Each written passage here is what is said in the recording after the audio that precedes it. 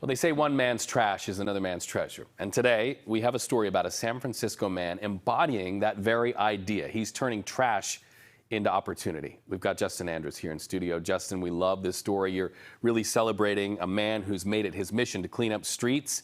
But there's a deeper message to this. Tell us about that. Yeah, it is, Reed. Just imagine if we had more Tyrones in the world. So you probably walked the streets of San Francisco and you probably spotted overflowing trash cans, piles of garbage on the streets, and other items littering the sidewalks. It's a growing problem, and it seems to be getting worse. But for one man, it was an opportunity to turn his life around. We did. If there's anybody who knows the trash life can throw at you, it's Tyrone Mullins. After you've made so many mistakes or had so many hiccups in life, sometimes you've just forgotten about. For many years of his life growing up in Hayes Valley, Tyrone says he saw the turf wars and the gun violence. Then sadly, he became a result of his reality. I shot someone, and in that I was arrested, sent away for a while. That was in 2006. He was locked up for 3 years. When he got out, Tyrone says everybody wrote him off, even his family. He knew he couldn't waste life, so he started cleaning around his neighborhood. This was the first time I had people actually seeing me in a positive light, and that it just felt good. It made me feel respectable as a person. We ran ourselves. That move also helped him sort through the piles of garbage in his own life. And his property manager at the time, David Moroff, noticed. David Moroff said to me, if you could help us figure out something with this trash, we'll get you the seed money to start your own business.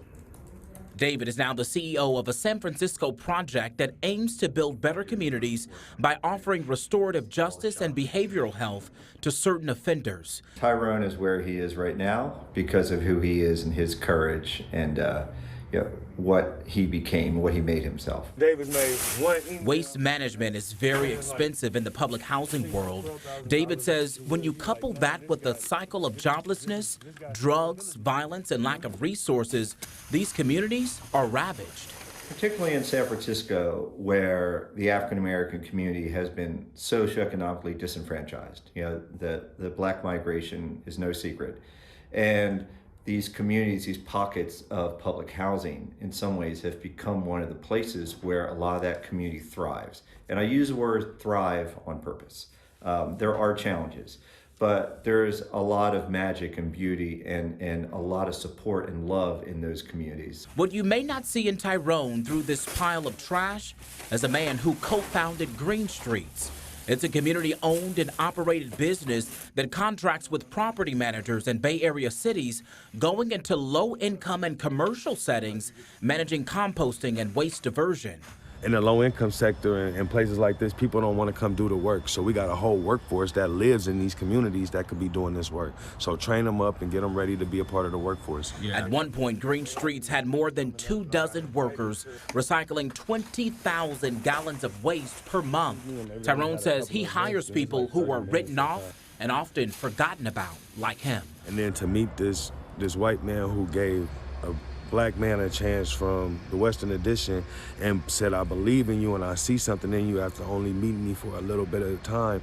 That means a lot to me. I feel forever grateful for him giving me a chance to turn my life around, and now I'm doing it for other people. It took one decision to change, one opportunity to build, and now Tyrone trying to pay it forward by doing the same. The community greatest resource is its people. He's doing more than just physically sorting through trash. He's helping people remove the bags of waste in their own lives. Tyrone's business, Green Streets, goes even deeper with their business model. Tyrone says they have trained mental health facilitators too. He says it helps them identify triggers and trauma not often talked about in his community.